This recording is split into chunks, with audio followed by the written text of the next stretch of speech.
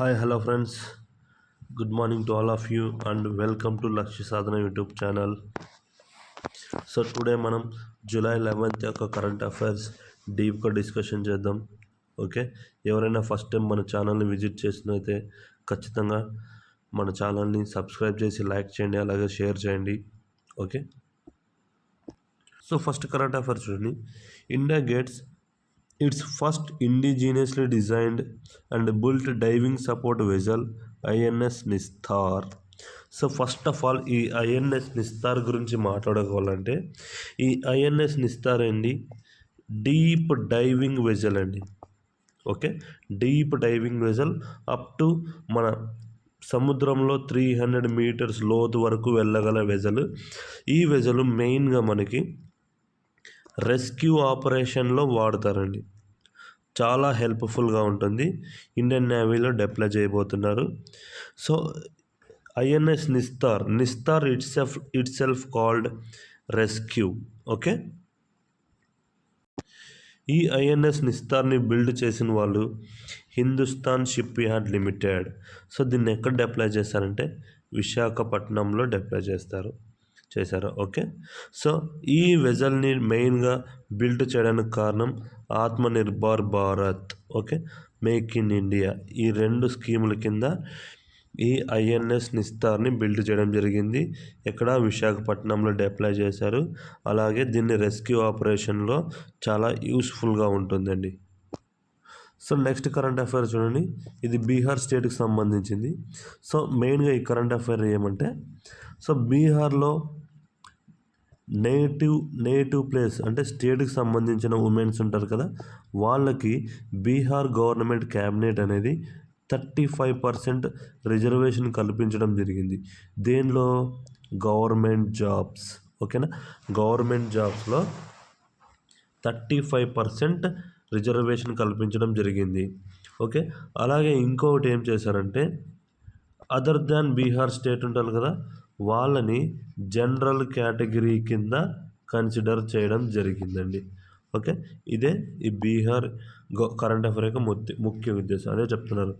The Nitish Kumar led Bihar government has approved a proposal of grant 35% reservation government jobs exclusively for who are native to Bihar. అంటే ఆ స్టేట్లో citizenship ఉంటారు కదా, వాళ్ళకి 35% reservation కల్పించడం జరిగింది. సో ఇక్కడ స్టార్టింగ్ పాయింట్ బీహార్ యొక్క సీఎం ఎవరండి? నితీష్ కుమార్. ఓకే, అది గుర్తుపెట్టుకోవాలి. So previously 35% horizontal reservation for women was available to all female applicants irrespective of their state. ఇది చాలా ముఖ్యమైన పాయింట్ చూడండి. ఏమంటే ఇంతకుముందు బీహార్ కాకుండా అదర్ స్టేట్స్ నుంచి బీహార్ గవర్నమెంట్ జాబ్స్కి అప్లై చేసిన వాళ్ళు అంటారు కదా, వాళ్ళకు కూడా 35% హారిజంటల్ రిజర్వేషన్ ఉండింది. కానీ ఇప్పుడు నితీష్ కుమార్ గారు ఏం చేశారంటే ఓన్లీ బీహార్ స్టేట్కి సంబంధించిన ఉమెన్స్కి మాత్రమే ఈ 35% రిజర్వేషన్ అనేది కల్పించడం జరిగింది. అది అండి. ఓకే, సో అదే చెప్తున్నారు.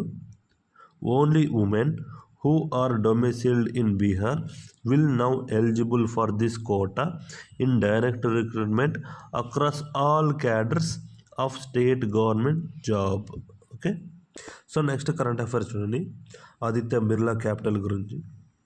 Aditya Birla capital raises 1301 crores 1301 crore in debt from AIIB to advance sustainable infra financing. So ఇక్కడ ఆదిత్య బిర్లా క్యాపిటల్ అనే కంపెనీ 1301 crore అమౌంట్ని ఫైనాన్స్గా తీసుకుంది. ఎక్కడి నుంచి? ఏఐఐబి అంటే ఏషియన్ ఇన్ఫ్రాస్ట్రక్చర్ ఇన్వెస్ట్మెంట్ బ్యాంక్ అండి. సో దీని హెడ్ క్వార్టర్స్ వచ్చేసి చైనా బీజింగ్లో ఉంటుంది. సో ఈ ఆదిత్య బిర్లా క్యాపిటల్ అనేది ఈ ఏఐఐబి నుంచి ఇంత అమౌంట్ 1301.25 crore అమౌంట్ని ఫైనాన్స్గా తీసుకుంది. అది కూడా నాన్ కన్వర్టబుల్ డిబెంచర్స్గా. Okay, issued by Aditya Birla capital.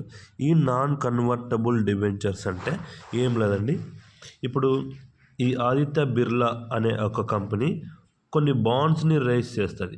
ఆ బాండ్స్ ఎట్లుంటాయంటే ఓన్లీ ఆ బాండ్స్ని తాకట్టు పెట్టుకొని అమౌంట్ ఇవ్వగలగం అంతే. ఆ బాండ్స్ని మనం ఎయిదర్ మనీగా కానీ ఎయిదర్ షేర్స్గా కానీ కన్వర్ట్ చేసుకోలేమండి. ఓకేనా? అది ఎన్సిడీస్ అంటే అది చూడండి ఇక్కడ ఉంది. What is NCDs? Non convertible debentures అంటే నాన్ కన్వర్టబుల్ డిబెంచర్స్ ఆర్ డెప్ట్ ఇన్స్ట్రుమెంట్స్ అంటే అప్పు తీసుకోగలిగిన bonds issued by companies that do not offer option of conversion into equity shares. అంటే అర్థమైంది ఇప్పుడు. ఈ ఎన్సిడీస్ నాన్ కన్వర్టబుల్ డెబెంచర్స్ అంటే ఇవి కంపెనీ అనేవి ఇష్యూ చేస్తాయి. ఎనీ కంపెనీ ఇష్యూ చేస్తాయి. ఈ బాండ్స్ ద్వారా ఈ డెబెంచర్స్ ద్వారా వాటిని మనము ఈక్విటీ కానీ షేర్స్లో కానీ కన్వర్ట్ చేసుకోలేం. ఓన్లీ ఈ కంపెనీ ఆ బాండ్స్ రూపంలో అప్పు తీసుకొని ఆ అప్పు తీసుకున్న అమౌంట్కి ఇంట్రెస్ట్ మాత్రమే చెల్లిస్తుంది. అండ్ ఆల్సో ఈ తీసుకున్న మొత్తాన్ని కూడా చెల్లించగలదు అంతే. ఈ బాండ్స్ని పెట్టుకొని మనం ఎటువంటి షేర్స్ కానీ మనీగా కన్వర్ట్ చేసుకోలేం. That is called non convertible debentures. So next one చూడండి, unified payment interface UPI. So ఇప్పుడు ఈ యూపీఐ వాడని వాళ్ళంటూ లేరండి. సో దీని గురించి కరెంట్ అఫైర్. ఈ కరెంట్ అఫైర్ ఏమంటే India's unified payment interface network processed 18.4 billion transactions. 18.4 billion transaction జరిగినాయి. అది ఎప్పుడంటే జూన్ 2025లో అండి. ఓకే, జూన్ 2025లో 18.4 బిలియన్ ట్రాన్సాక్షన్ అయినాయి.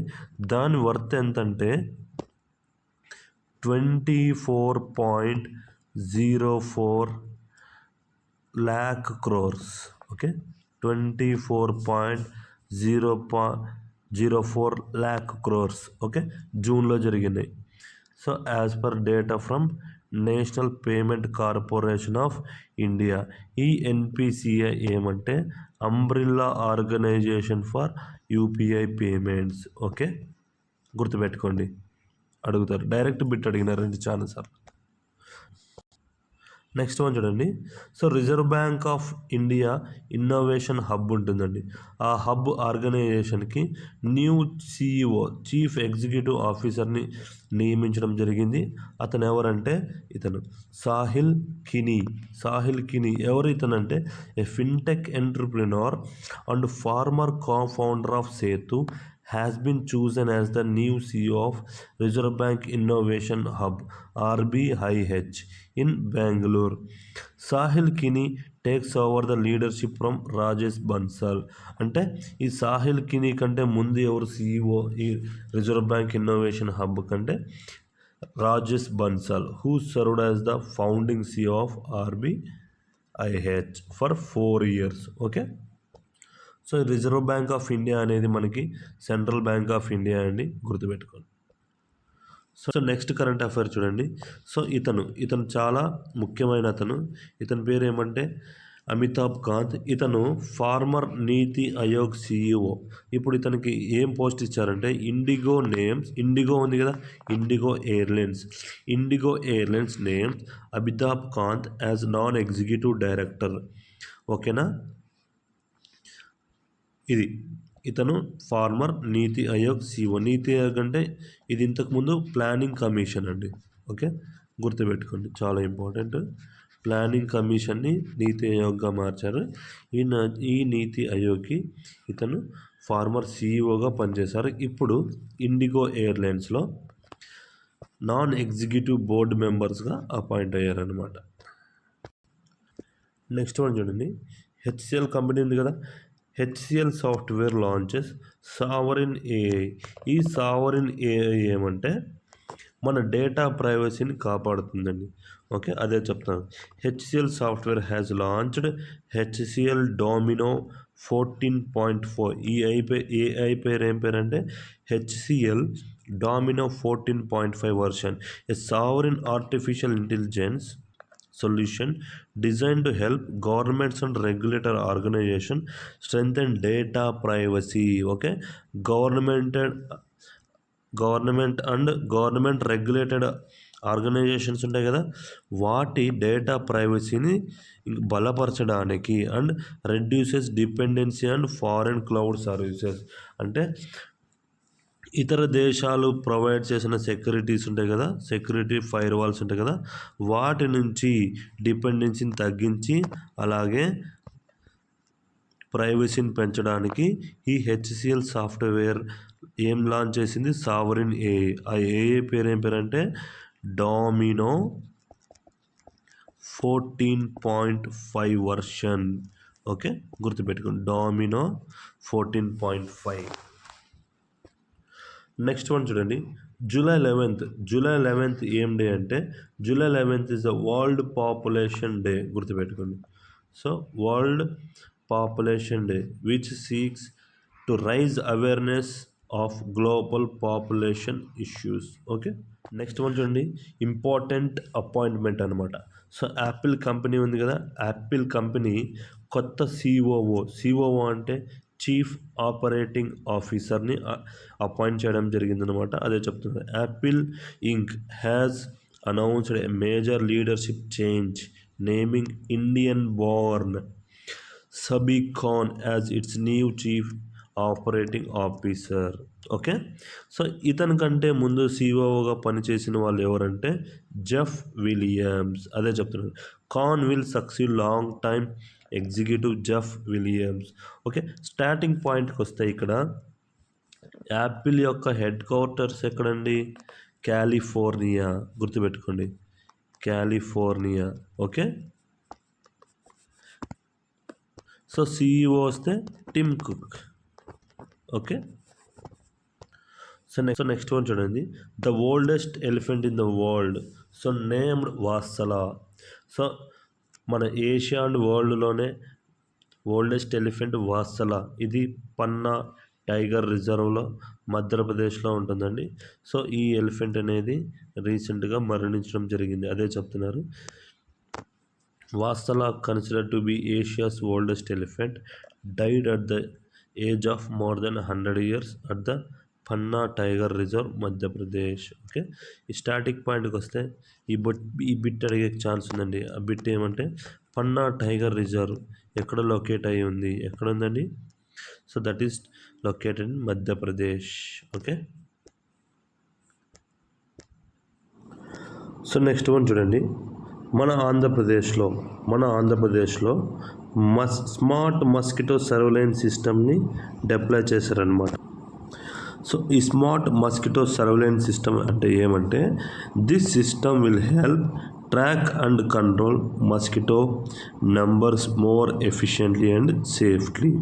ఓకేనా, Andhra Pradesh is launching pilot project to curb mosquito menace during monsoons using artificial intelligence. The government is set to launch pilot project called Smart Mosquito Surveillance System. So ఈ smart mosquito surveillance సిస్టమ్ని 66 locations across municipal corporations, అంటే మన ఆంధ్రప్రదేశ్లో ఉన్న 66 municipal కార్పొరేషన్స్లో దీన్ని launch అయిపోతున్నారు.